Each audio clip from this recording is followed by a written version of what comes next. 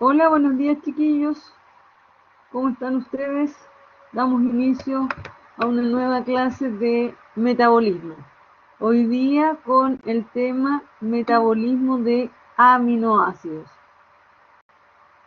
Espero que todos se encuentren muy bien, con harta energía. Está un día bastante nublado, con harta lluvia. Igual es rico estar bien cómodos en la casa. Si consideramos en un semestre sin pandemia hubiésemos estado en la universidad, ahora la gran mayoría están calentitos, así que los animo a participar en la clase. Espero hoy día poder escucharlo.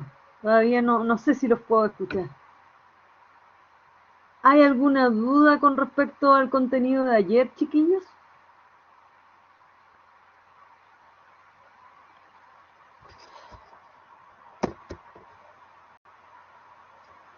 Muy bien. Entonces, comenzamos hablando del metabolismo de los aminoácidos. Al respecto, en esta clase nos interesa que queden claros algunos conceptos como la importancia de la incorporación en la dieta de alimentos que contengan proteínas, porque tenemos que tener presente que cuando consumimos proteínas es nuestro único alimento que nos permite incorporar el átomo de nitrógeno. Átomo de nitrógeno que sabemos que está presente en muchas moléculas de importancia biológica. Lógicamente, la primera molécula que se nos viene a la mente, las propias proteínas. Nosotros consumimos proteínas para, a partir de ellas, obtener aminoácidos para fabricar nuestras propias proteínas. Y además, otras moléculas como las que ustedes estudian en fisiología, como las hormonas peptídicas, como las hormonas que son derivados de aminoácidos. Ahí estoy pensando en las catecolaminas, que derivan de la tirosina, adrenalina, noradrenalina, dopamina, por mencionarlas. Otras, la serotonina, que se sintetiza a partir del triptófano.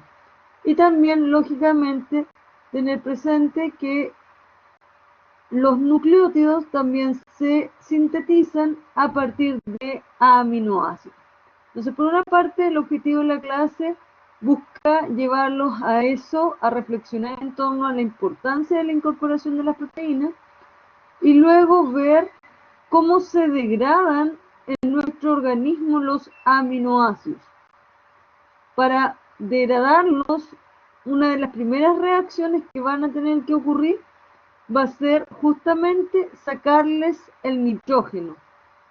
Y eso vamos a ver ocurre principalmente a través de dos tipos de reacciones, que son las de transaminación y las de desaminación.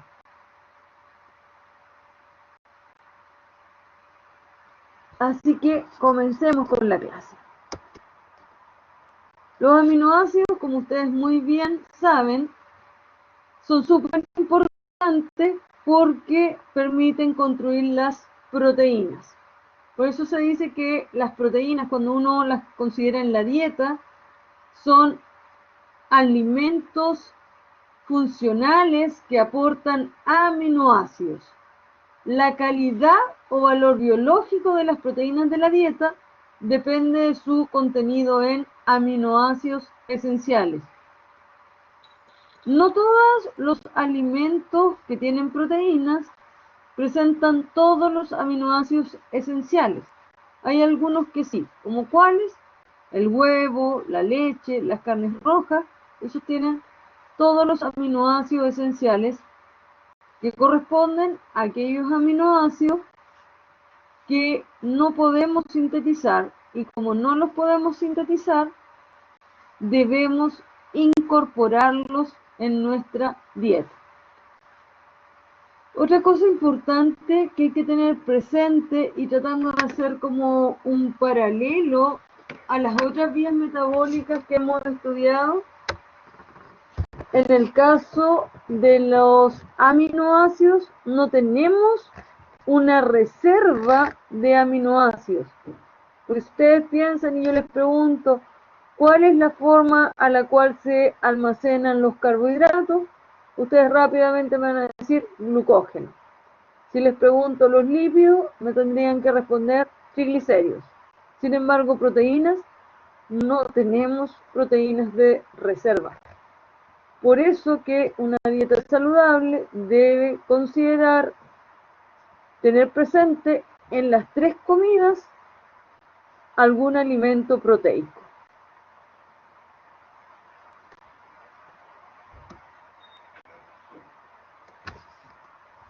Acá se les recuerda la estructura de un aminoácido. Vemos su grupo carboxilo, su grupo alfamino, la cadena lateral y su átomo de hidrógeno. Este nitrógeno entonces va a tener que salir para poder quedarnos con el esqueleto carbonado, que puede ser muy diverso. ¿Por qué digo que puede ser muy diverso? Porque va a depender del aminoácido, va a depender de justamente esa cadena lateral. Como ustedes se acordarán, hay cadenas muy largas, hay algunas que son cíclicas, otras que son abiertas. En los extremos, aminoácidos con cadenas muy grandes como el triptófano y el más pequeño, la glicina. Y es por eso que si ustedes miran en el esquema, en el lado derecho, se pueden dar cuenta de una diferencia cuando uno estudia el metabolismo de las proteínas y lo compara con los carbohidratos o con los lípidos. Si ustedes se fijan en el esquema de los carbohidratos, podríamos decir que es bastante lineal. O sea, desde los monosacáridos y vamos degradando hasta el piruvato. Los lípidos también. Los triglicéridos al hidrolizarse dan glicerol, dan ácidos grasos, el glicerol se cataboliza en la glicólisis y los ácidos grasos en la beta-oxidación. Una sola línea para cada uno de esos componentes. En cambio, cuando miramos el catabolismo de los aminoácidos, nos damos cuenta que algunos, al perder su nitrógeno, ese esqueleto carbonado puede ser degradado a través de la glicólisis, porque puede generar un intermediario de la glicólisis y al mismo tiempo un intermediario de la gluconeogénesis. Otros van a dar origen a acetil-CoA, otros dan origen a intermediarios del ciclo de Krebs, y además en algunas reacciones de oxidación de los aminoácidos también se generan coenzimas reducidas que se pueden oxidar en la cadena transportadora de electrones. Por otra parte, este aminoácido, al ser degradado, se le saca el nitrógeno y ese nitrógeno va a ir a ser utilizado en la formación de la urea.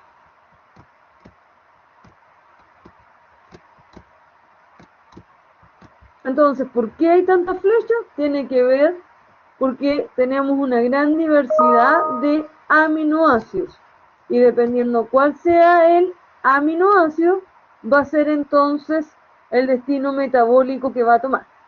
Ejemplos concretos. Si nuestra cadena lateral corresponde al CH3, es decir, estamos hablando del aminoácido alanina, que es bien protagonista en la clase de hoy día.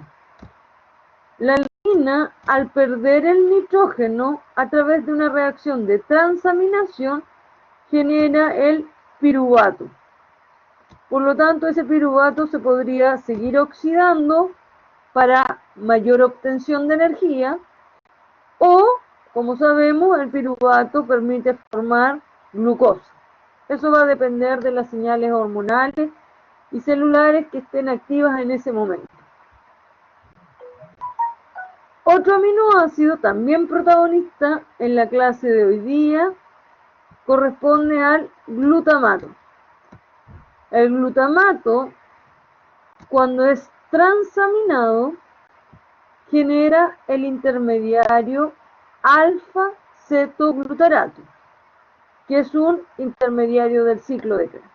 Por eso entonces las flechas. Ahí les di dos ejemplos concretos donde son cadenas bastante diferentes. La alanina, una cadena alifática, mientras que el glutamato, un aminoácido ácido, que posee en su cadena lateral un grupo carboxilo.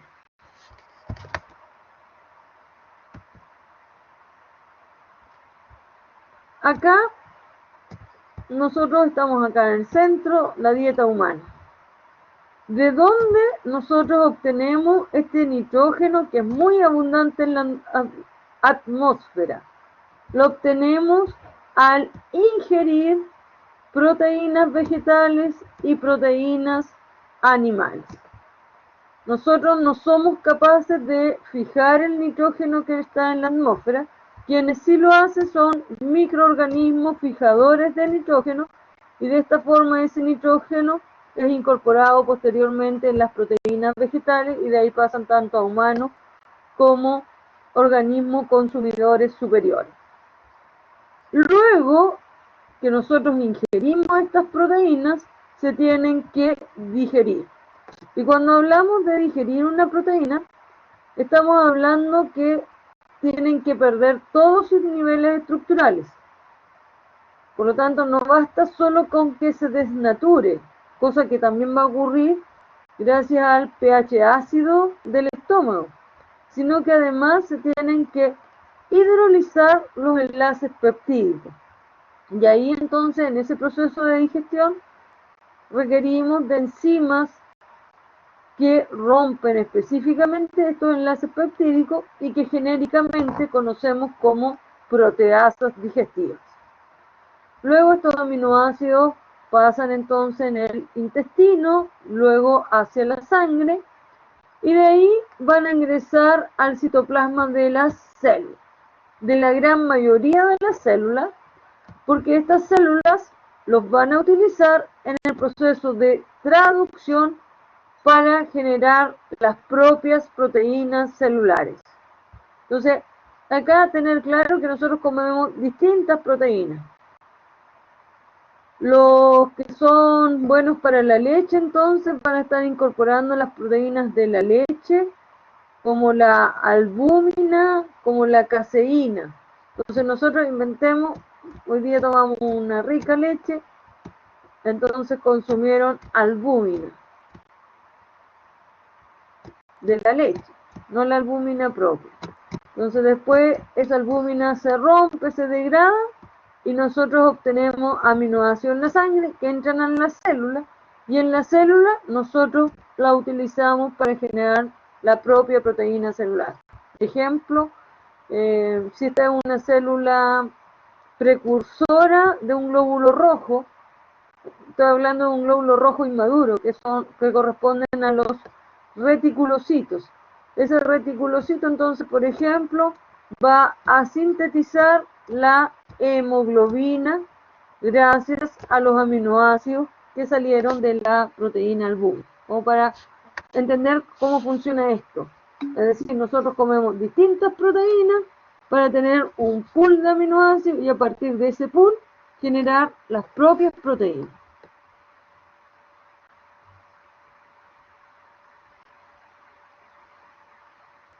Sí, hay algunos aminoácidos que son formados en los animales herbívoros que nosotros no sintetizamos.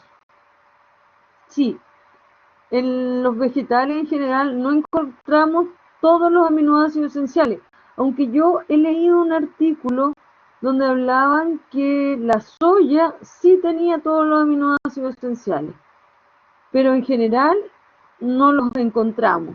En las legumbres falta un aminoácido, y que cuando nosotros complementamos estas legumbres con cereales, por ejemplo, con arroz o con mote, entonces ahí ese alimento queda completo. Por lo tanto, si lo pensamos así, también el animal no necesariamente necesita fabricar aminoácidos que no encuentra en un vegetal, porque se pueden complementar.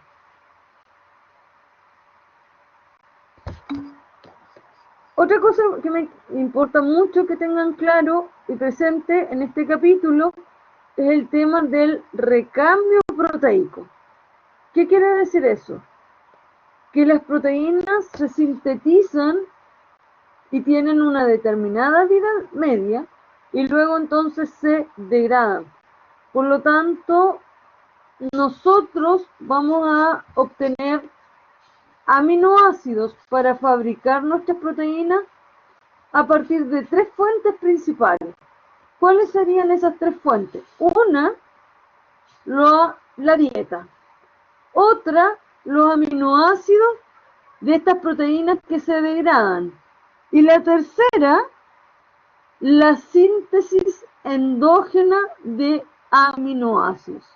A esa síntesis endógena de aminoácidos se les conoce como síntesis de novo.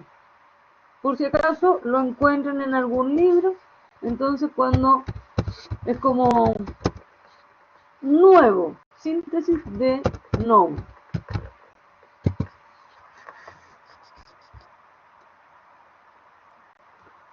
Haciendo una analogía con otros procesos que ya hemos estudiado, esto sería como la gluconeogénesis. La gluconeogénesis entonces corresponde a la síntesis de novo de glucosa. Aquí entonces están las 3 fuentes de aminoácidos que tenemos para poder después utilizarlo en la construcción de nuestras propias proteínas. Tenemos la dieta y ahí entonces vamos a necesitar las proteasas del tubo digestivo y necesitamos un sistema que permita el transporte de los aminoácidos a través de la membrana, porque recuerden que los aminoácidos son moléculas en general, aun cuando nosotros los clasificamos de acuerdo a su cadena lateral, en general son moléculas polares. Degradación de proteínas celulares. Ahí entonces está el concepto de recambio proteico. Se degradan las proteínas una vez que cumplen su función. Ejemplo, la hemoglobina tiene una vida media de 120 días. Y entonces ahí se requieren proteasas celulares, también las del lisosoma, y también en el citoplasma tenemos otro sistema de degradación de proteínas, como el proteosoma, que si se acuerdan de su clase de biología celular, se utilizaba para degradar, entre otras cosas, proteínas que habían sido mal plegadas y que estaban marcadas con ubiquitina. Y en tercer lugar, entonces, tenemos la biosíntesis a partir de precursores. Y aquí entonces solamente podemos sintetizar aquellos aminoácidos no esenciales. Ese tercer punto es el que también podemos decir que corresponde a la síntesis de novo de aminoácidos.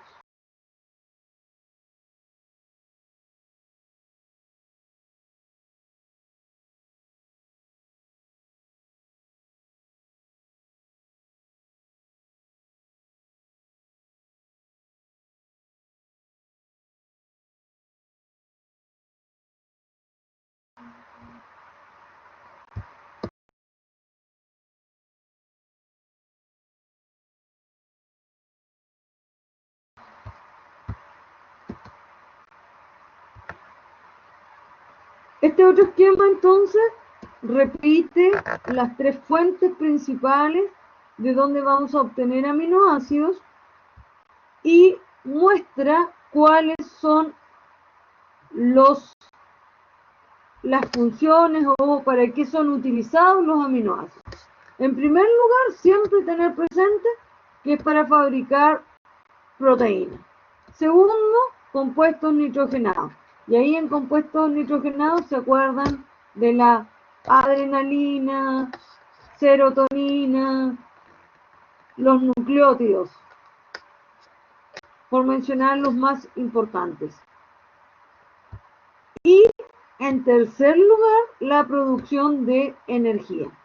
Y esto es súper importante tenerlo claro, porque me ha pasado, pero lo destaco, no con alumnos de medicina, sino que de otras carreras, que se confunden mucho y como que las proteínas siempre han tenido, por decirlo así, como buena fama, así como que están en un nivel de elite frente a otras moléculas. Entonces siempre dicen así como, ay, aliméntate bien, tienes que comer proteínas porque te da energía. Y eso no es correcto. Nosotros no comemos proteínas por la energía.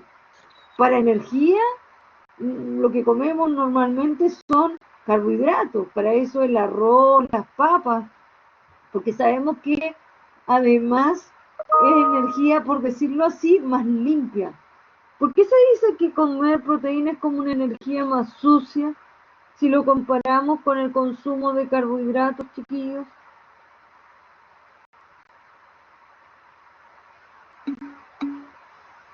Muy, pero muy bien, claramente, por el nitrógeno, porque se va a requerir generar la urea y la urea nosotros no la podemos metabolizar.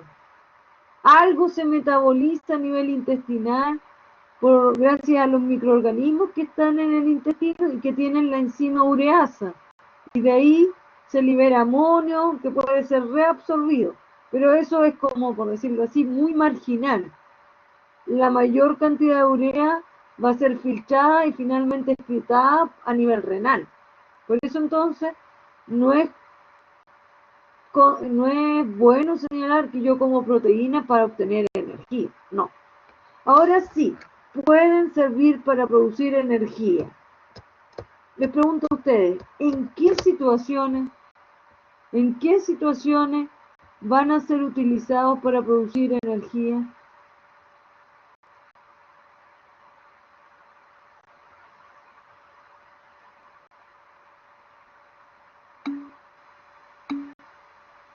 Muy bien, situaciones extremas, ayuno extremo. ¿Y saben cuál otra situación? Lo opuesto. Si yo consumo un exceso de proteína, como no tenemos nada que reserve proteína, el exceso de proteína me va a generar un exceso de acetil-CoA, que algo se mostraba ayer en un esquema. Y ese acetil-CoA, como vimos ayer, es la materia prima para formar lípidos. Acá, entonces, cuando estos aminoácidos se usan para producir energía, les tengo que sacar el nitrógeno y ese nitrógeno es eliminado como urea. Por lo tanto, vamos a ver que la inanición nos va a provocar una activación del ciclo de la urea y por lo tanto va a haber más urea que se va a estar generando. ¿Por qué? Porque como se están degradando aminoácidos en inanición, principalmente para generar glucosa, ese nitrógeno se tiene que eliminar como urea. Y en el extremo opuesto, cuando yo consumo exceso de proteína, el esqueleto carbonado puede servir para formar acetil-CoA y a partir del acetil-CoA una reserva de energía a la forma de triglicéridos posteriormente.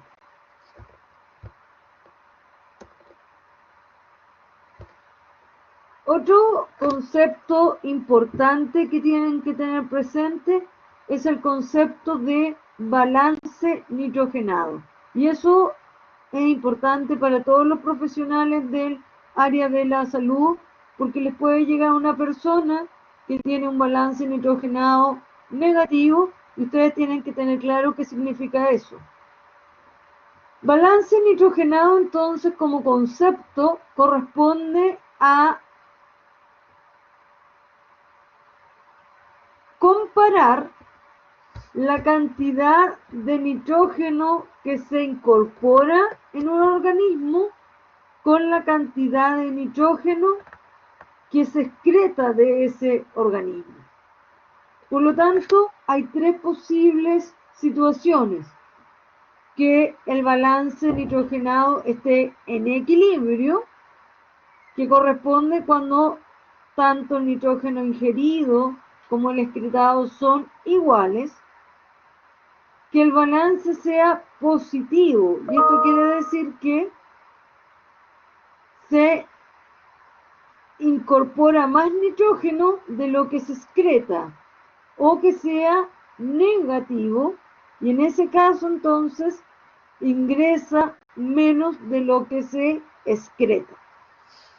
¿Cómo ingresa el nitrógeno? Principalmente a través de las proteínas de la dieta. Tenemos que, esto es como ingreso exógeno.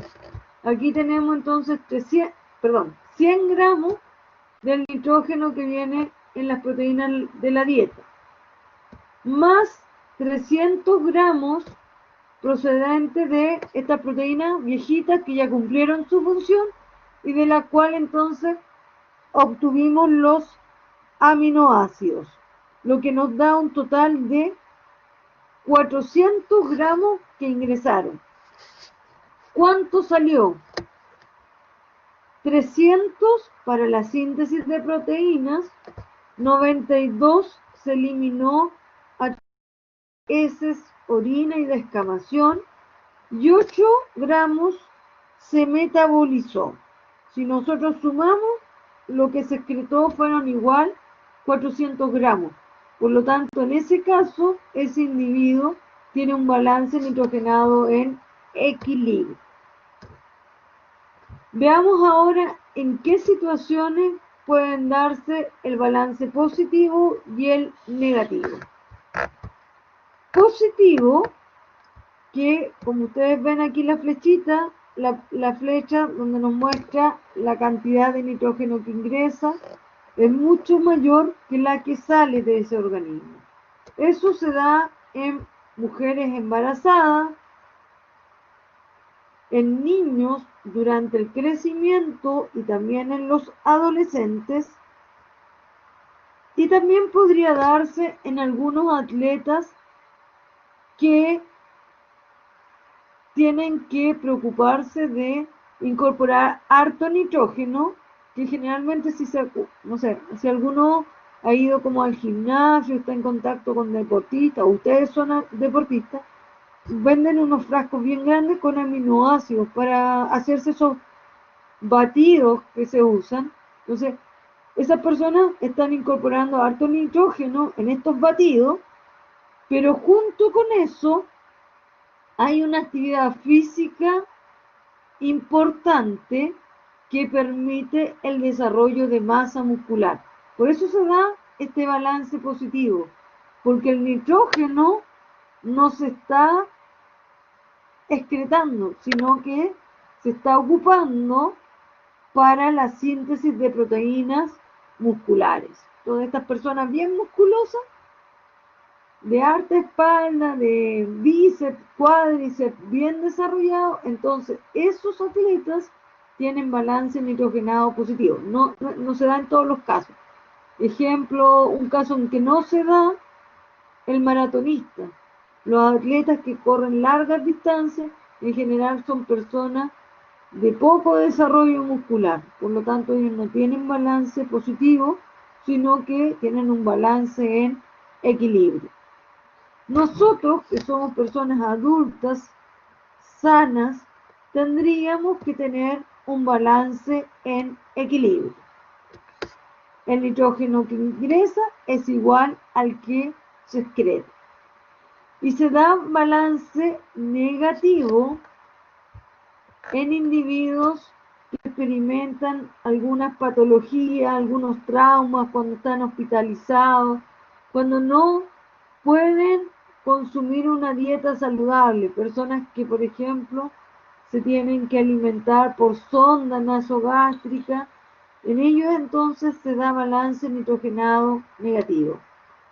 Otras situaciones en las cuales se puede dar balance negativo es en personas, y vamos a ver al final de la clase una enfermedad de desnutrición proteica que se llama Kwashiorkor.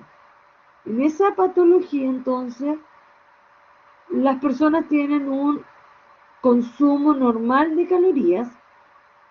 Cuando digo normal de calorías, me estoy refiriendo a que las calorías están bien para el gasto energético de esa persona.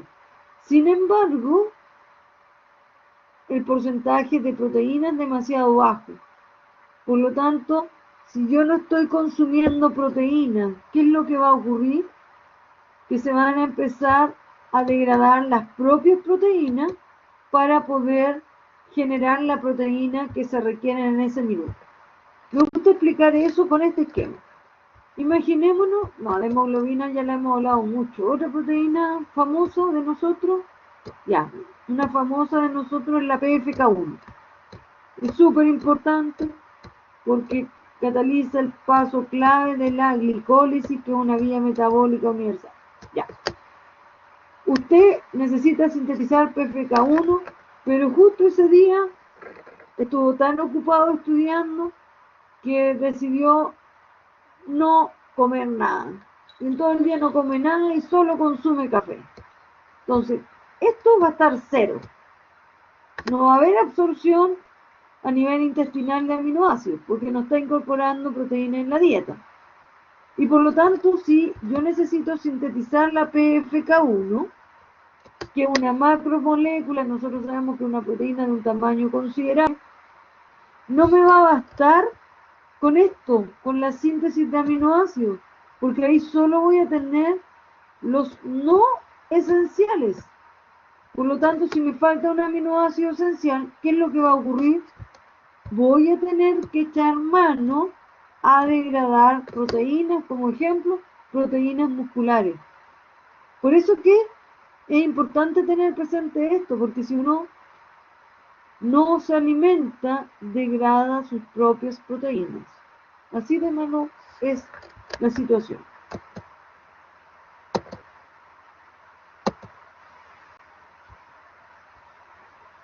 Ahora pasemos a revisar la digestión de las proteínas. La digestión de las proteínas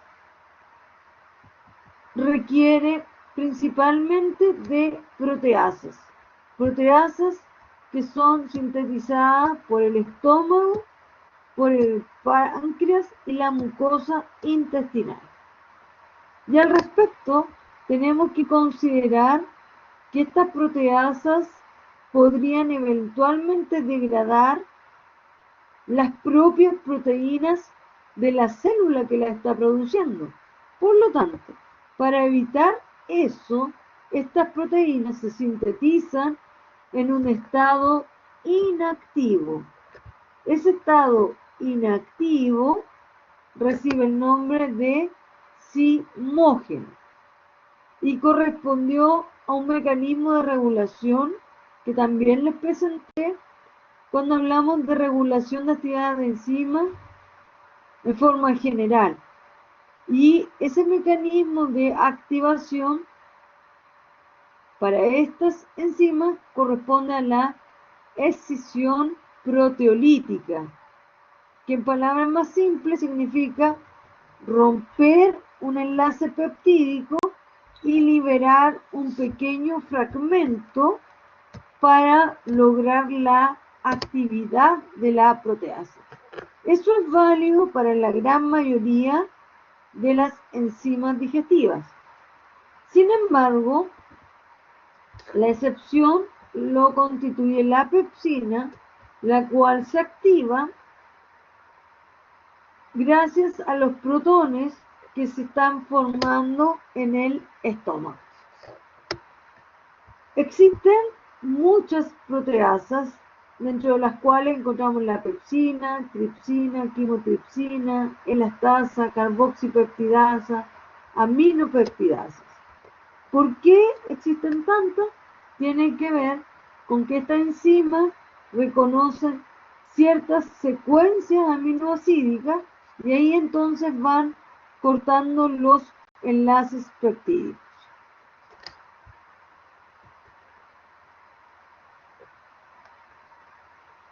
Y llegamos entonces ahora a cómo vamos a degradar los aminoácidos. Estos aminoácidos que vienen desde las proteínas intracelulares o de la digestión y que no son utilizados para generar otras proteínas, entonces se degradan primeramente sacándole el nitrógeno. Y eso va a ocurrir principalmente a través de las reacciones catalizadas por las enzimas aminotransferases. Y el esqueleto carbonado va a tener distintos destinos metabólicos. ¿De qué dependen esos destinos metabólicos? Depende de qué aminoácido se trate, porque dependiendo de qué aminoácido se trate, va a ser entonces el esqueleto carbonado. Y el nitrógeno, que lo sacamos, va a permitir sintetizar otras moléculas nitrogenadas como adrenalina, noradrenalina, nucleótidos como el ATP, y lo que no sirva para generar otras moléculas nitrogenadas se va a usar para formar el carbamilfosfato, que lleva un nitrógeno y así se incorpora al ciclo de la urea. Este ciclo de la urea es un ciclo exclusivo del hígado.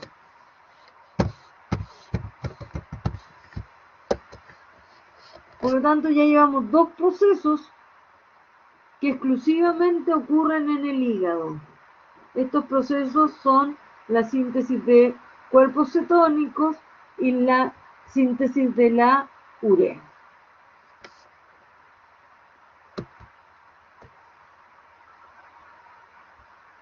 Los aminoácidos, de acuerdo a su esqueleto carbonado, se van a clasificar en tres grupos principalmente. Y esto pensando, porque ya hemos visto que los aminoácidos se han clasificado, por decirlo así, de muchas formas, dependiendo quién lo esté estudiando. Me explico. Si lo está estudiando un químico, un bioquímico, se los va a clasificar de acuerdo al criterio químico, entonces les va a decir los aminoácidos son polares, apolares, alifáticos, aromáticos, que fue lo que estudiamos para el Solemne 1. Si quien les está enseñando estos aminoácidos es un nutricionista, le va a decir, no, los aminoácidos se clasifican en esenciales o no esenciales, dado que tienen que ser incorporados en la dieta o no. Pero además de esos criterios, existe el criterio de para dónde va el esqueleto carbonado. Y de acuerdo a eso, entonces los vamos a clasificar los aminoácidos en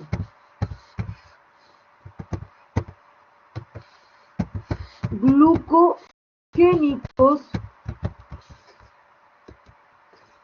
cetogénicos,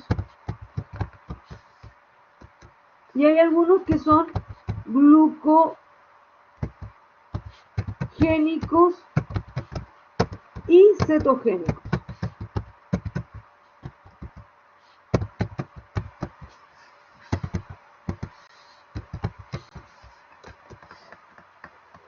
Son glucogénicos aquellos aminoácidos cuyo esqueleto carbonado puede generar glucosa.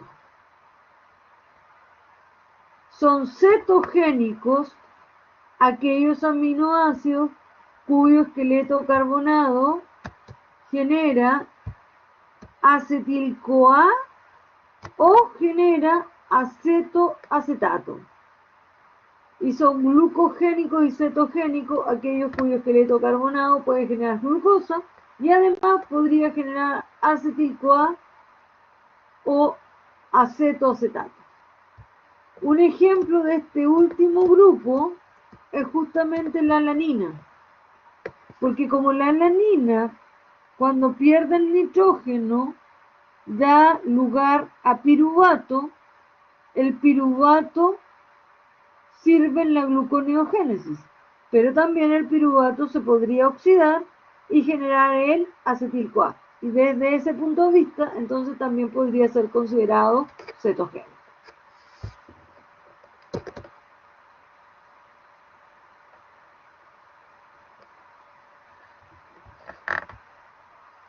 Este esquema les muestra cómo se incorpora el nitrógeno a distintas moléculas.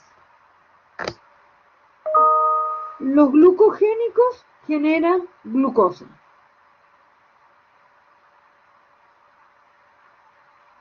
Por lo tanto, los glucogénicos, su esqueleto carbonado puede generar fosfoglicerato, que es un intermediario de la gluconeogénesis, o puede generar piruvato, como el caso de la alanina, o puede generar algún intermediario del ciclo de Krebs, como fumarato, malato o oxaloacetato. Ya, aquí quiero hacer una aclaración porque a veces generan confusión tanto las diapositivas como los textos. Si ustedes se fijan, aquí dice asimilación del amonio. Sin embargo, la molécula que se les muestra, ¿cómo se llama esta?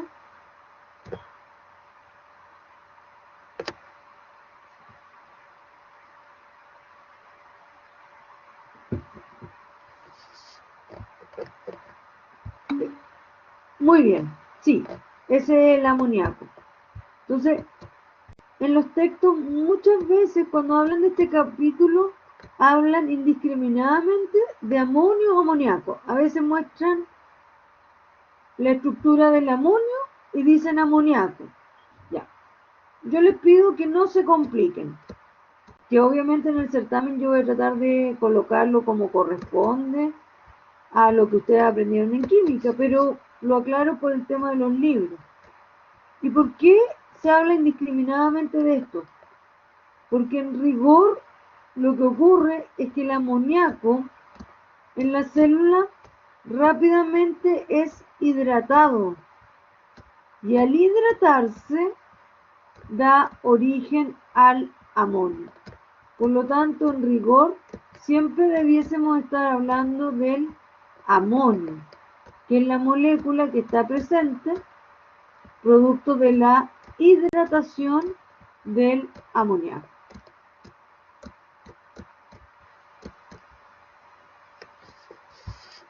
Ya, esta molécula hidratada, que va a corresponder entonces al amonio, si yo lo sumo, ahí parece un signo por sí, borremos aquí, no existe una goma parcial, tiene que ser, es todo o nada.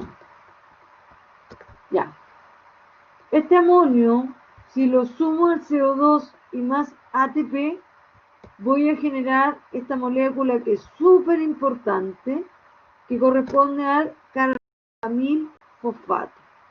Esta molécula tiene un enlace de alta energía, por eso que su proceso de síntesis requiere de ATP.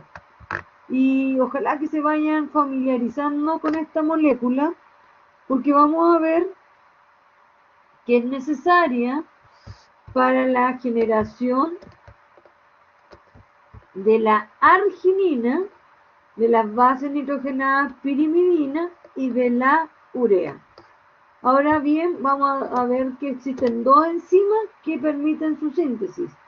Una es la carbamil fosfato sintetasa 1, que es la que tiene que ver con el ciclo de la urea, y otra es la carbamil fosfato sintetasa 2, que es la que se utiliza para sintetizar pirimidinas. En la siguiente flecha entonces tenemos que el nitrógeno del amoníaco hidratado más el aspartato genera el aminoácido asparagina. Amoníaco más alfa-cetoglutarato genera el aminoácido glutamato. Y amoníaco más glutamato genera la glutamina. Y la glutamina es importante porque permite formar las bases nitrogenadas purinas más los aminoácidos triptófano e histidina. Ahora, otra cosa que quiero solicitarles, chiquillos, es que repasen la estructura de los aminoácidos importantes en el catabolismo de los aminoácidos. ¿Cuáles son los más protagonistas? Dos de ellos aparecen aquí. Aspartato es protagonista porque participa directamente en una reacción del ciclo de la urea. El glutamato también es muy protagonista porque generalmente es el producto de las reacciones de transaminación. La alanina, que estudiamos en el ciclo de glucosa-alanina, dado que va a permitir transportar nitrógeno desde los músculos al hígado. Otro importante es la glutamina, que transporta nitrógeno desde los tejidos al hígado. Y con un poco menor de importancia, la asparagina, porque tiene que ver con el metabolismo del aspartato que sí es importante. Entonces, repasar las estructuras de esos aminoácidos, porque se van a dar cuenta de algunos detalles, como por ejemplo, que la cantidad de carbonos de glutamato y glutamina es idéntica, porque tal como está mostrando este esquema, la diferencia entre el glutamato y la glutamina es justamente el nitrógeno. El glutamato en su cadena lateral tiene un carboxilo, mientras que la glutamina se generó porque en ese carboxilo se unió un nitrógeno, por lo tanto su grupo funcional es una amida. Por decirlo así, podríamos señalar que la glutamina es la amida correspondiente del glutamato. Y lo mismo para la asparagina. La asparagina es la amida correspondiente del aspartato.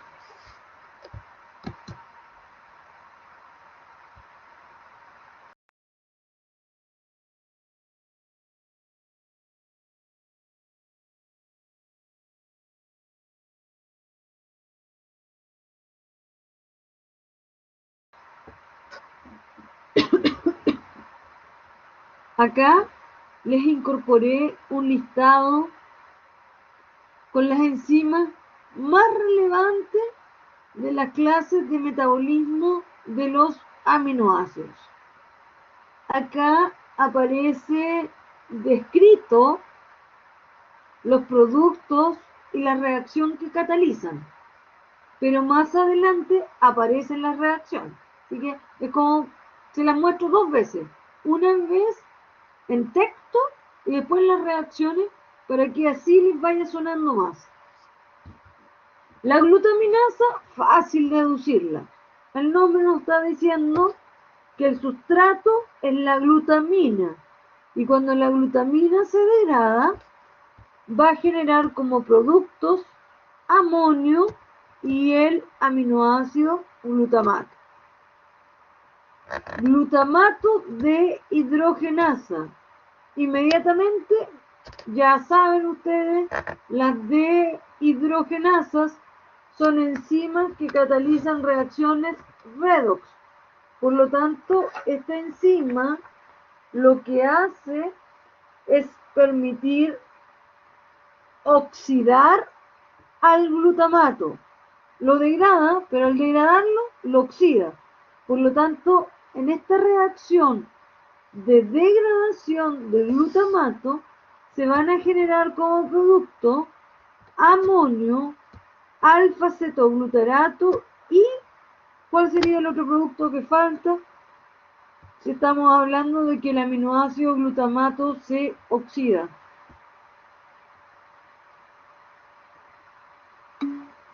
Perfecto, muy bien Martín. El producto que se genera es la coenzima NAD reducido, que puede aportar electrones a la cadena transportadora de electrones y de esta forma también aportar energía. La glutamina sintetasa, el nombre lo está diciendo, va a sintetizar glutamina y lo genera a partir de glutamato y amonio. Esta reacción es importante porque incorpora amonio y el amonio es una molécula tóxica especialmente para las neuronas. Las transaminasas o aminotransferasas son súper protagonistas. ¿Por qué? Porque en general participan en degradación de aminoácidos y al mismo tiempo de síntesis. Estas enzimas, vamos a ver, lo que hacen es transferir el grupo amino de un aminoácido a un cetoácido, generando como producto aminoácido y cetoácido. Por lo tanto, si yo las miro en una dirección, me permite degradar un aminoácido, pero al mismo tiempo me está sintetizando otro. Y en el caso de las enzimas del ciclo de la urea, la más importante es la carbamil fosfato sintetasa 1, que en rigor podríamos decir no forma parte del ciclo de la urea, pero es muy importante para que pueda ocurrir el ciclo de la urea, porque forma el carbamil fosfato, que es un sustrato en la primera reacción del ciclo. Puse ahí el 1 romano para que quede claro que es la isoenzima mitocondrial y que participa en el ciclo de la urea, porque existe la 2, que es citosólica y tiene que ver con las pirimidinas.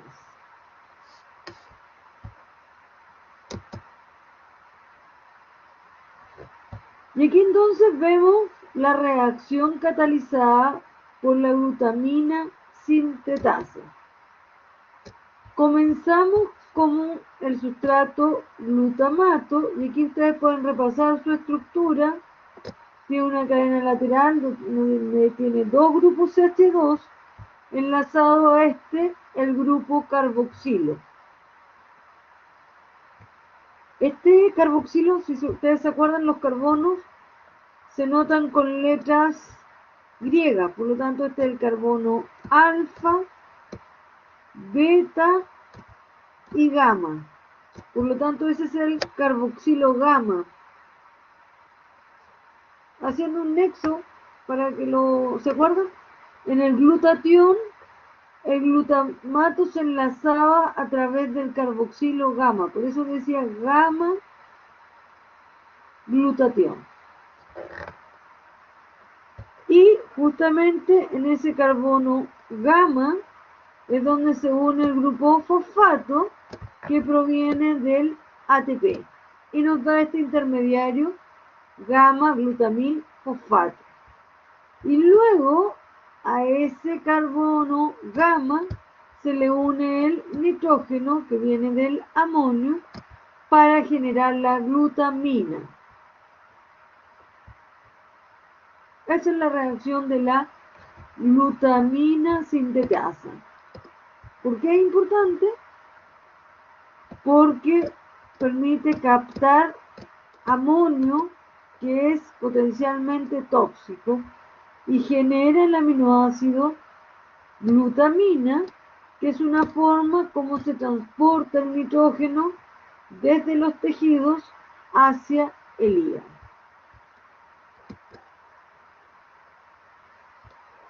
Y aquí tenemos las reacciones de las aminotransferasas.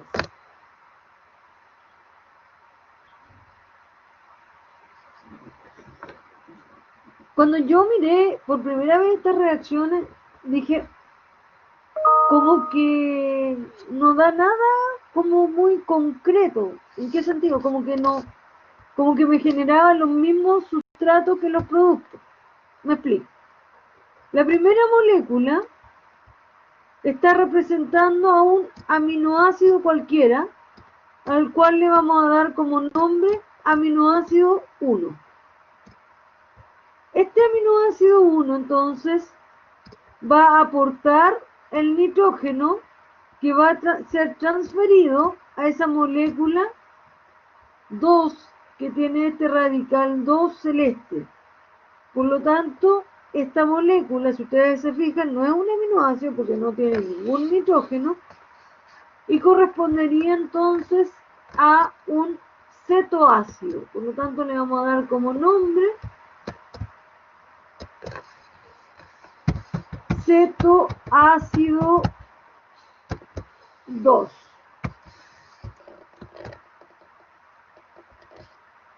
Y los productos que voy a generar van a ser el aminoácido 1, que perdió el nitrógeno, se va a transformar entonces en el cetoácido correspondiente, que va a ser el cetoácido 1. Y el cetoácido 2, que ganó nitrógeno, va a transformarse ahora en el aminoácido 2. Entonces, si se fijan y me tratan de comprender, cuando primera vez estudié esto, hace 1000 años atrás, yo dije, pero aquí yo no estoy degradando nada, porque tenía aminoácido y quedé con aminoácido, tenía cetoácido y quedo con cetoácido. ¿Dónde está la trampa? ¿Dónde está la pillería? Sí, ese es un error, no debiese ser así. El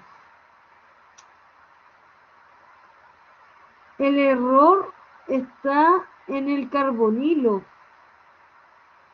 No debería tener ahí un carbonilo, esa molécula.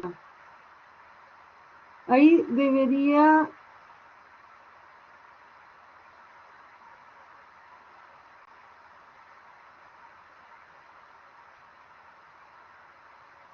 tener un hidrógeno simplemente.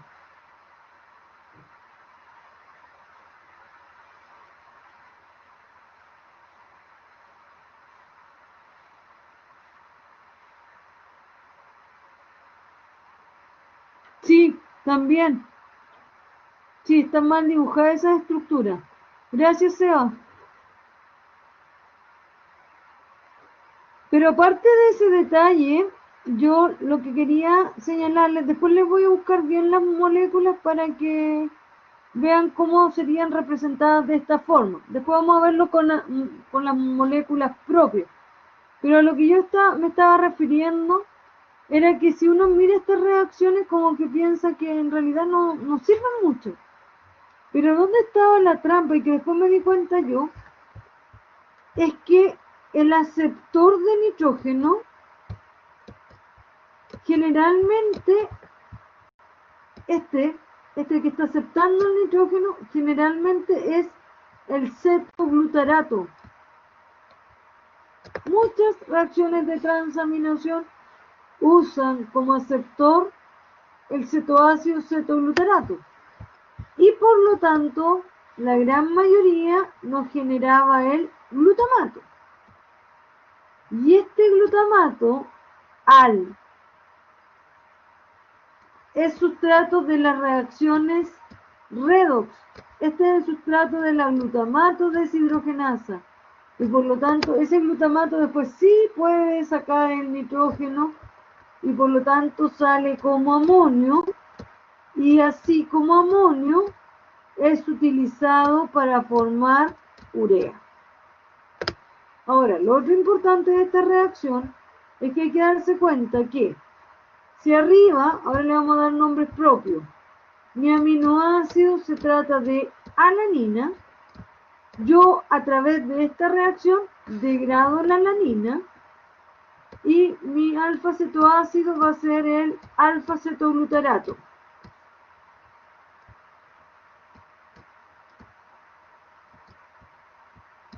Lo vamos a abreviar en inglés con K, el alfa-ceto. Por lo tanto, esta reacción sí me permite degradar la alanina y me va a generar como productos piruvato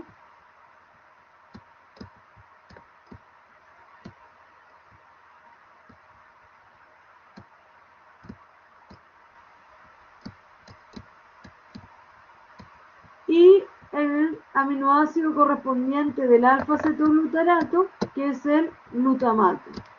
Por lo tanto, con esa reacción, con estos nombres propios, uno se da cuenta que la GPT, que corresponde a la glutamato piruvato transaminasa,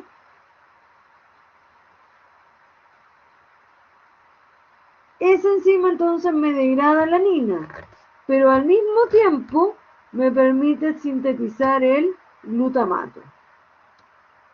Esta enzima, chiquillos, la GPT, también se le llama ALT. ¿Y por qué se le llama ALT? La sigla significa alanina transaminasa. Y la que está abajo, que es la GOT, también se le llama AST, de aspartato transaminasa. En la reacción de abajo, entonces, tenemos que el aminoácido aspartato le transfiere el grupo amino al cetoglutarato y al perder ese amino, el grupo amino se transforma en oxaloacetato. El cetoglutarato, al ganar el nitrógeno, queda transformado en glutamato. Estas reacciones ustedes las pueden visualizar muy parecido a lo que era el equilibrio ácido-base, con la diferencia que acá lo que estamos transfiriendo es el grupo amino. ¿Cuáles serían las parejas que se tienen que aprender? Piruvato es el cetoácido correspondiente del aminoácido alanina. Alfa-cetoglutarato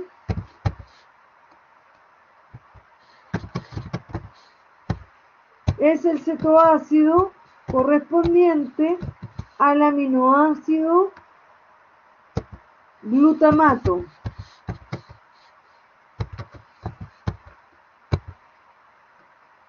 Y oxaloacetato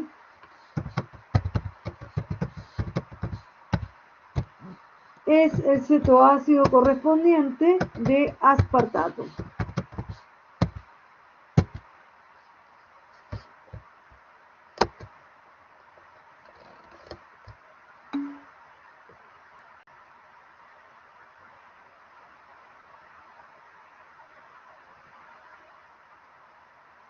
Sí, esa es la forma.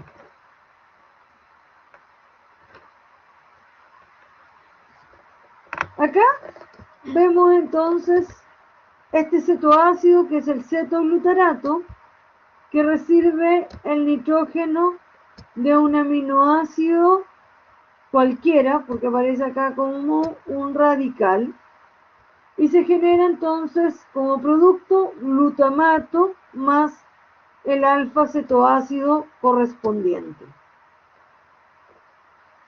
Por lo tanto, chiquillos, tener claro que cada vez que el cetoglutarato reciba el nitrógeno, se va a generar como producto glutamato.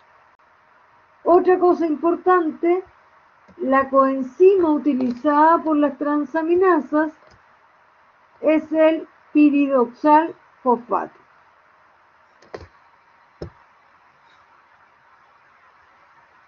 ¿Qué otra cosa importante tener presente con respecto a las transaminasas? Las transaminasas también son muy protagonistas porque cuando hay daño hepático, al romperse los hepatocitos, se liberan estas enzimas del torrente sanguíneo. Por lo tanto, los niveles elevados de estas enzimas se utilizan para diagnosticar daño hepático.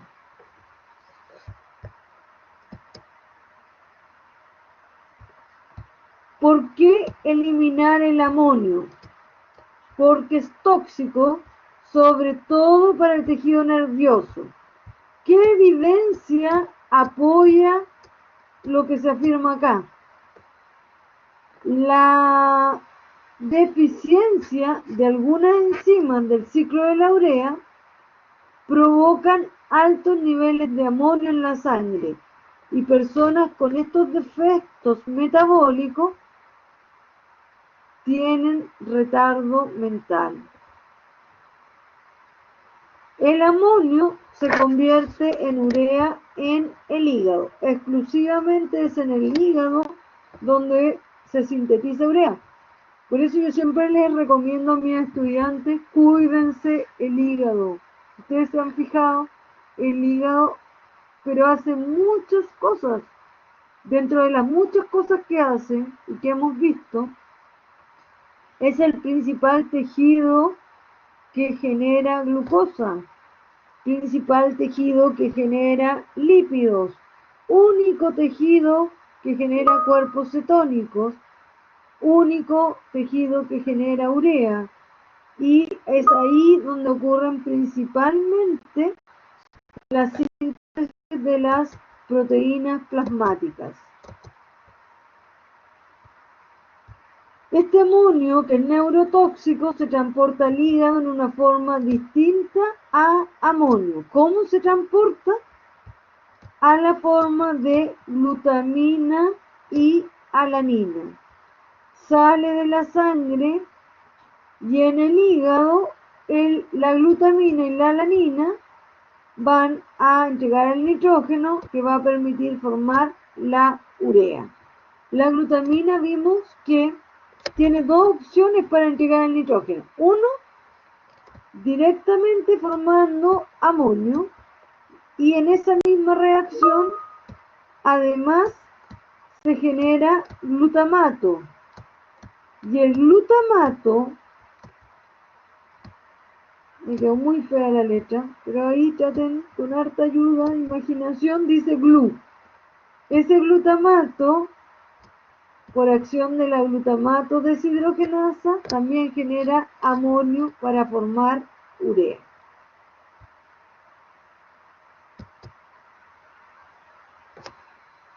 El nitrógeno, dependiendo de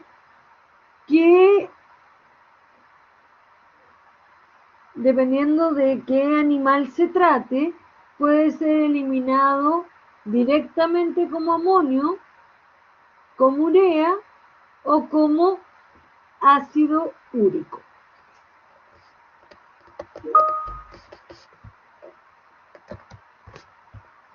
Los animales que pueden eliminar directamente amonio son principalmente vertebrados acuáticos y tiburones y reciben el nombre de amoniotélicos.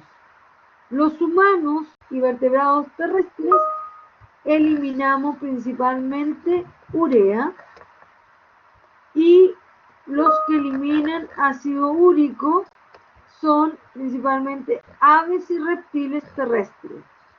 ¿Nosotros formamos urea? Sí, pero no es la forma que utilizamos. Perdón, estaba hablando de ácido úrico. ¿Nosotros podemos sintetizar ácido úrico? Sí, claro que lo sintetizamos, pero no es la forma que tenemos para excretar el nitrógeno. Ahora, para que no se pierdan el próximo capítulo, vamos a estudiar la próxima semana metabolismo de nucleótidos. Y ahí entonces vamos a hablar de una patología en la cual los humanos tendemos a producir un exceso de ácido úrico. Esa enfermedad se conoce como gota. Ahora vamos a aprovechar que está aquí la estructura de la urea, porque yo al dibujarla me queda bastante fea, para tener presente que los nitrógenos de la urea proceden principalmente a partir de dos moléculas. ¿Cuáles van a ser esas dos moléculas? Una molécula que va a aportar el nitrógeno va a ser el carbamil fosfato y la otra molécula que aporta el nitrógeno es el aminoácido aspartato. Ahora, ese carbamil fosfato obtuvo el nitrógeno desde el amonio.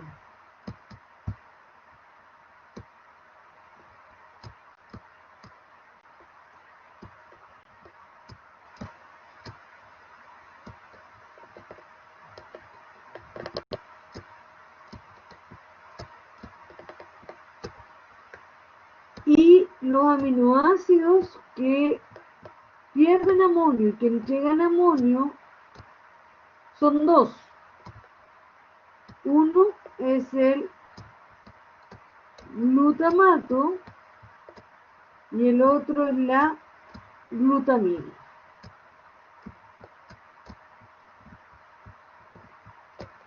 El glutamato es la reacción de la glutamato deshidrogenasa y la glutamina es la reacción catalizada por la glutaminasa. Y llegamos al ciclo de la urea. El ciclo de la urea entonces requiere de la síntesis del carbamil fosfato. Y esa reacción es catalizada por la carbamil fosfato sintetasa 1, que tal como ustedes pueden visualizar, corresponde a una enzima mitocondrial. Y esa enzima va a requerir para su actividad de la molécula N-acetilglutamato, que se sintetiza a partir del glutamato y acetil-CoA. Y vamos a ver que este N-acetilglutamato entonces se incrementa, por ejemplo, en una situación de ayuno prolongado. Y al haber ayuno prolongado, entonces vamos a tener mayor actividad del ciclo de la urea, lo cual es bastante positivo, porque en el ayuno prolongado va a haber un mayor catabolismo de proteínas para obtener aminoácidos para la gluconeogénesis. Entonces ese exceso de aminoácidos del cual vamos a estar sacando los esqueletos carbonados, el nitrógeno tiene que ser eliminado y es eliminado en la forma de urea. Esa reacción tiene un gasto de 2 ATP. La siguiente reacción nos va a condensar el carbamil fosfato con la ornitina. La ornitina yo se los mencioné hace mucho tiempo atrás porque es un aminoácido no estándar. ¿Qué quiere decir esto? Que no forma parte de la proteína y básicamente participa aquí en el ciclo de la urea. Por lo tanto, si ustedes quiero que hagan el seguimiento de los átomos de nitrógeno. La ornitina es un aminoácido que tiene 2 nitrógenos y en el carbamil fosfato va a ir un nitrógeno. Por lo tanto, al condensarse estas dos moléculas, generamos este aminoácido citrulina, que va a tener en total 3 nitrógenos. la citrulina sale de la mitocondria, por lo tanto es importante tener presente que la mitocondria tiene un mecanismo de transporte tanto de la ornitina como de la citrulina. Por lo tanto, salimos con 3 nitrógenos hacia el citosol y la enzima arginino succinato sintetasa va a condensar la citrulina con el aminoácido aspartato, que como ustedes lo conocen, tiene un solo nitrógeno que es del grupo amino. Por lo tanto, este arginín succinato va a ser una molécula que va a llevar en total 4 nitrógenos. El arginín succinato es fragmentado por acción de la arginín succinato liasa, liberando el fumarato más la arginina. Este fumarato es el mismo fumarato que ustedes conocen y que es un intermediario del ciclo de Krebs, por lo tanto perfectamente puede irse e ingresar a la mitocondria para ser utilizado en el ciclo de Krebs. No lleva átomos de nitrógeno, ustedes bien lo saben. Por lo tanto, la arginina corresponde a un aminoácido que lleva en total 4 nitrógenos. Y esa arginina es hidrolizada por la arginasa, generando la urea y la ornitina. Y aquí entonces la urea se va a quedar con 2 nitrógenos y la ornitina se queda con los otros 2 nitrógenos. Ese es el ciclo de la urea. ¿Cuánto nos costó sintetizar una molécula de urea? ¿Cuál es el costo energético de esto?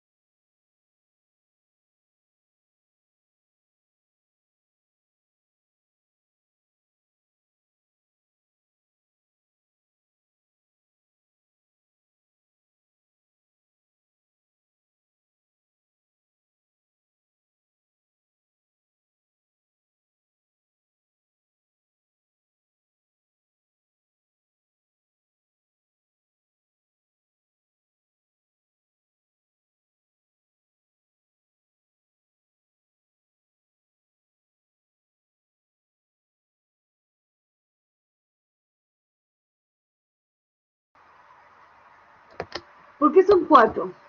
Sí, Daniela estaba bien en decir que eran 3, porque tal como ustedes están viendo, son 3. No es que la profe vea doble, sino que lo que pasa, y aquí está la trampa, siempre la profe con trampa, es que este ATP que entra acá en la reacción del arginino succinato sintetasa se hidroliza a AMP más pirofosfato. Y cada vez que ese ATP se hidroliza de esa forma, eso es equivalente a la hidrólisis de 2 ATP.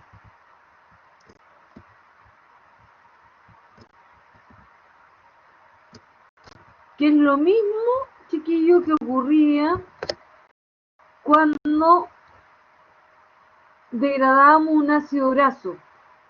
Y les pido que después lo revisen para que lo comparen. Cuando degradamos un ácido graso, previo al transporte a la mitocondria, tenía que ser activado. Y ahí se usaba un ATP que se rompía a AMP más pirofosfato. Acá otro esquema que también les muestra el ciclo de la urea. El otro estaba como más sencillo en el sentido que salían solo los nombres de las moléculas, pero esto igual me gusta mucho a mí, porque uno puede hacer el seguimiento de los nitrógenos. Estos nitrógenos fueron marcados en su momento radioactivamente, entonces podemos afirmar que ese nitrógeno del amonio es el nitrógeno del carbamilfosfato y es el nitrógeno que sale en la urea. Si ustedes se fijan, la ornitina tiene ahí los dos nitrógenos y al unirse entonces con el carbamilfosfato generan la citrulina, que va a quedar con 3 nitrógenos. En la reacción de la argininsuccinato sintetasa, ahí está el ATP que se rompe a MP más pirofosfato, se incorpora entonces el aspartato y ahí va el nitrógeno marcado en celeste. Este aspartato aporta un nitrógeno y nos quedamos con el argininsuccinato que tiene 4 nitrógenos. Argininsuccinato es fragmentado y se obtiene como producto arginina y fumarato. Y la arginina entonces sigue con los 4 nitrógenos. Y esta arginina entonces es hidrolizada por la arginasa, generando la urea que tiene 2 nitrógenos y la ornitina que también tiene 2 nitrógenos. Entonces un nitrógeno es el que venía del amonio y el otro es el del aspartato. ¿Qué le pasa luego al fumarato? El fumarato es hidratado por acción de la fumarasa encima del ciclo de Krebs y genera malato.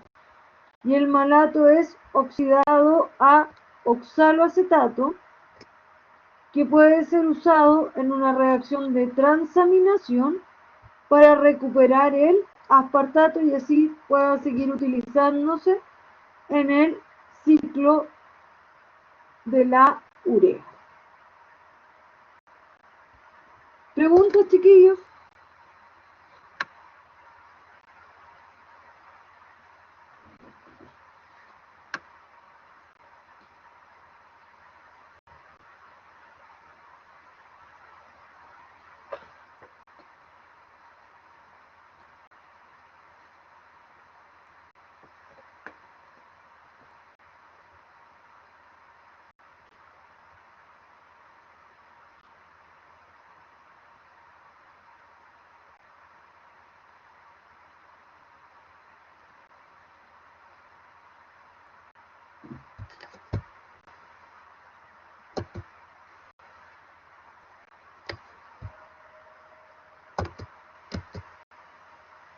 ¿Cómo entra el nitrógeno en el ciclo de la urea? Como acabamos de revisar, uno viene del amonio libre y el otro del grupo amino del aspartato. Ahora, para tener el amonio libre, vamos a requerir de reacciones de transaminación, donde un aminoácido X le entrega el grupo amino a este aceptor, a este cetoácido, que es el cetoglutarato, generando como producto glutamato y el alfa cetoácido correspondiente. Luego, el glutamato puede participar en una reacción de transaminación nuevamente, pero ahora el aceptor de grupo amino es oxaloacetato y permite entonces generar el aspartato, que es requerido por la enzima arginino-succinato sintetasa. Por otra parte, tenemos esta reacción y que espero puedan destacar, chiquillos. La reacción de la glutamato deshidrogenasa. ¿Por qué es tan destacable esta reacción? Una, porque desamina al glutamato y por lo tanto puede generar este amonio libre que necesitamos para el ciclo de la urea. Pero además es destacable porque esta reacción es reversible. Y fíjense lo peculiar de esta reacción. esta reacción cuando va a la dirección opuesta, es decir, en la dirección de sintetizar glutamato, en lugar de utilizar NADH, utiliza NADPH.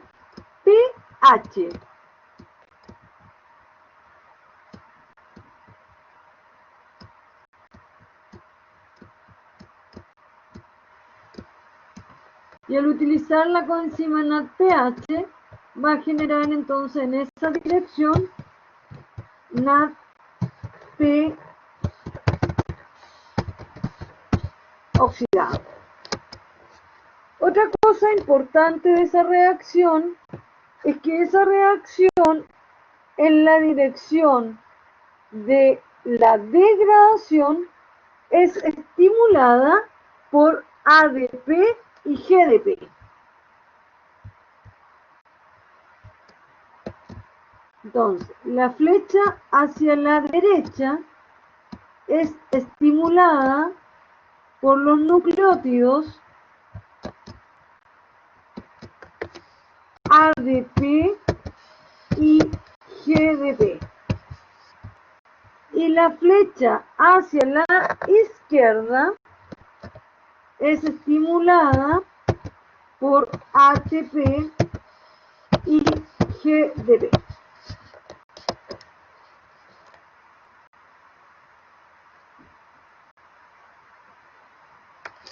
Por lo tanto, cuando estamos en una condición en la cual se requiere ATP, ¿en qué dirección va a ocurrir la reacción de la glutamato deshidrogenasa?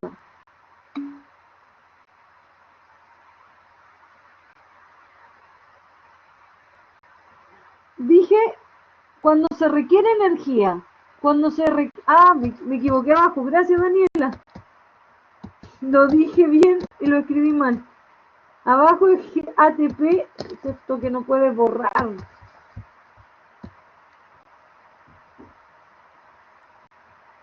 Era ATP y GTP. Le agradezco a los pocos alumnos que están presentes porque de repente el cansancio a los profes también nos pasa la cuenta y escribimos cosas que no corresponden. Así que muchas gracias, Daniela. Y ahora sí, nuevamente mi pregunta. Cuando nos falta energía, ¿en qué dirección va a ocurrir la reacción? ¿De izquierda a derecha o derecha a izquierda? Muy bien, Martín. Perfecto. Muy bien, Sebastián y Daniela. Va a ocurrir en la dirección de degradar al glutamato, porque se requiere energía y por lo tanto va a haber mayor ADP que ATP. Y por otra parte, si va hacia la derecha, me va a permitir formar NADH, que nos permite generar energía. Perfecto.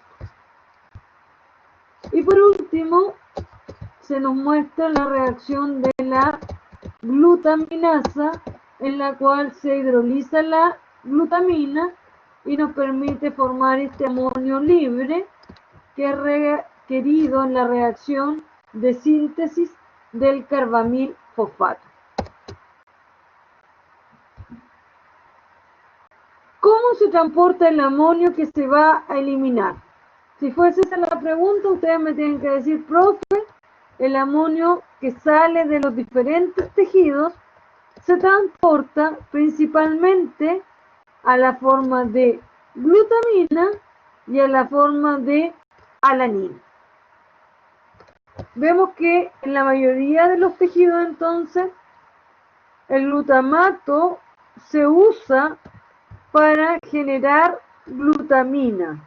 Y si ustedes se fijan ahí, se ve claramente la relevancia de esa reacción porque permite sacar ese amonio que es neurotóxico.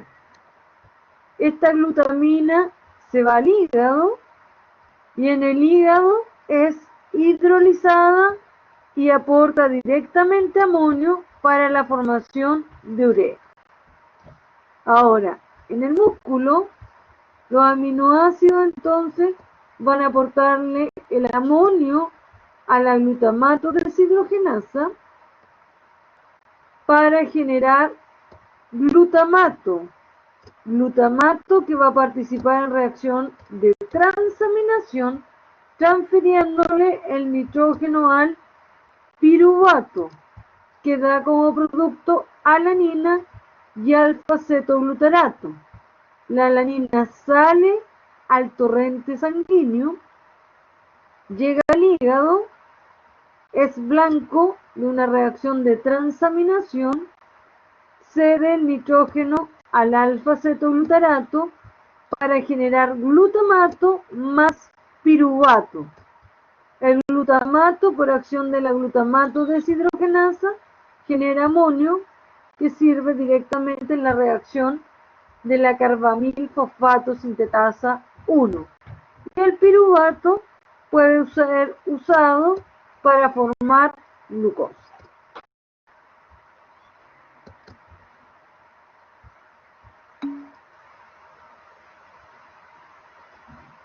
Oxaloacetato. Y acá otro esquema que nuevamente repite este ciclo de glucosa-alanina. Sí, las enzimas transaminasas se pueden mencionar como transaminasas o aminotransferasas.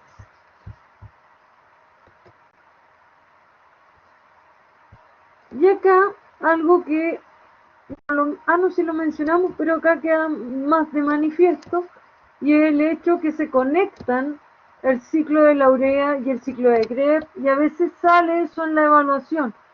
Y se les pregunta a ustedes, ¿cuál de las siguientes moléculas permite conectar el ciclo de la urea con el ciclo de Krebs? ¿Qué me responderían si yo les pregunto, frente a todas estas moléculas que visualizan en la diapositiva, cuál molécula conecta directamente estos dos ciclos?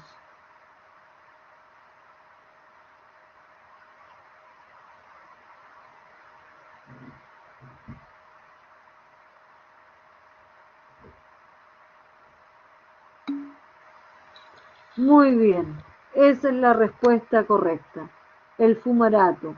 Y en forma indirecta sería el aspartato. Por eso que están destacadas las dos. Están destacadas en rojo aspartato y fumarato. ¿Cuál hace la conexión más directa? Fumarato. No, la alanina no se considera. ¿Y por qué se va a estar pensando en la alanina?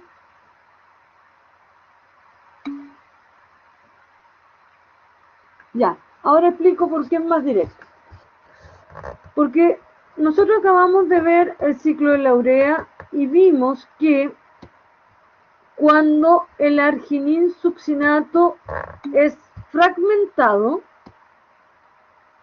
cuando es roto el arginin succinato, se generan como producto arginina y fumarato.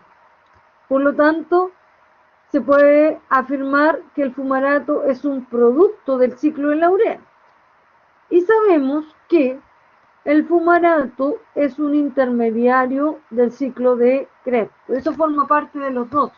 De uno es producto y del otro es intermediario. Ahora, en el caso del aspartato, el aspartato es sustrato del ciclo de la urea. Y la conexión con el ciclo de Krebs es que aspartato se puede generar a partir del oxaloacetato. Eso está conectado, porque un intermediario del ciclo de Krebs me genera aspartato, y aspartato es sustrato del ciclo de la urea. Entonces, forma piruvato y glutamato para la urea. Podría haber sido, pero sin embargo, por decirlo así, se va como que es mucho más indirecto, porque el glutamato no es directamente un sustrato del ciclo de la urea, porque necesitamos que el glutamato se desamine y además que después se genere el carbamil fosfato.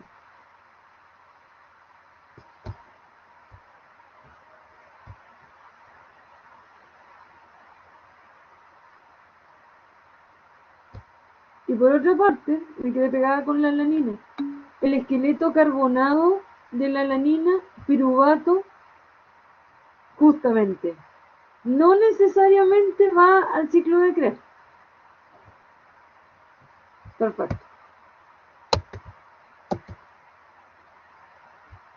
Y por último, esta diapositiva tiene que ver con esta clasificación de los aminoácidos de acuerdo al destino de los esqueletos carbonados.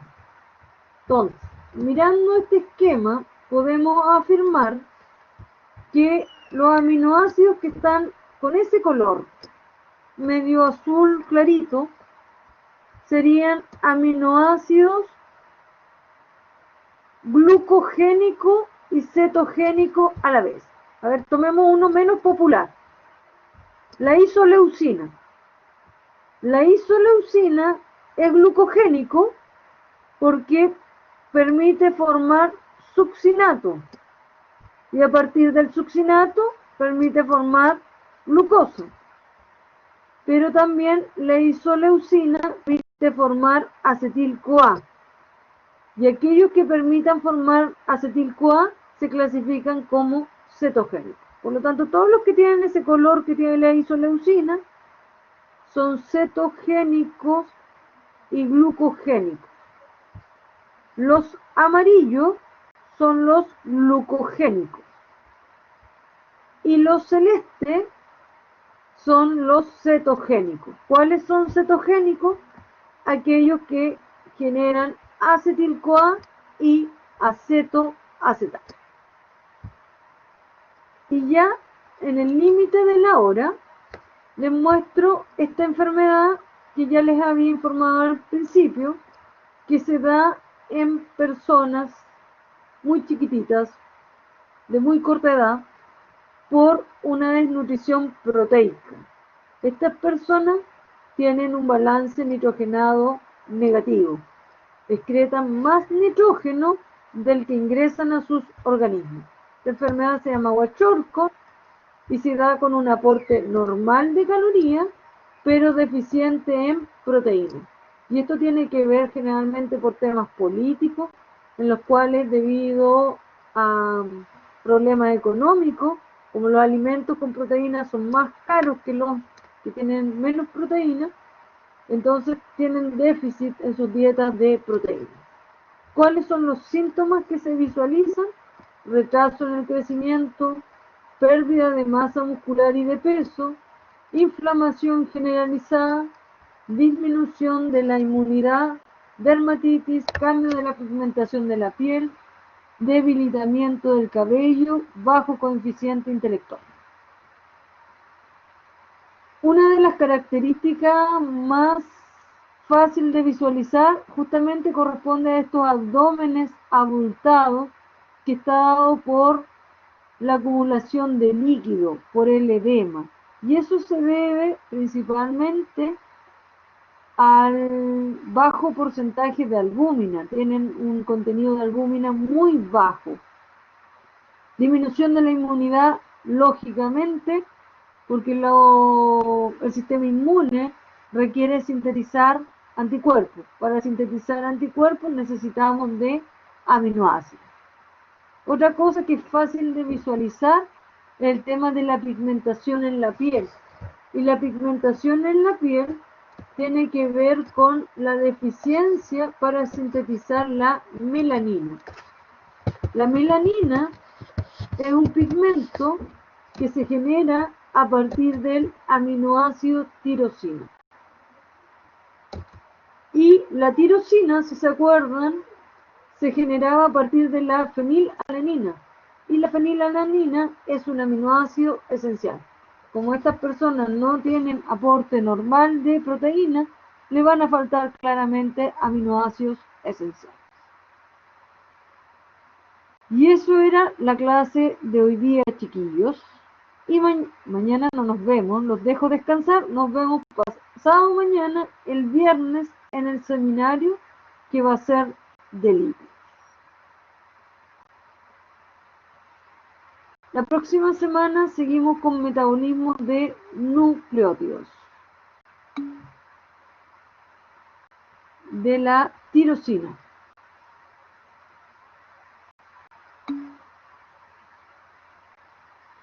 Muy bien, chiquillos, que tengan una buena tarde y un buen término de semana. Que estén muy bien. Cuídense.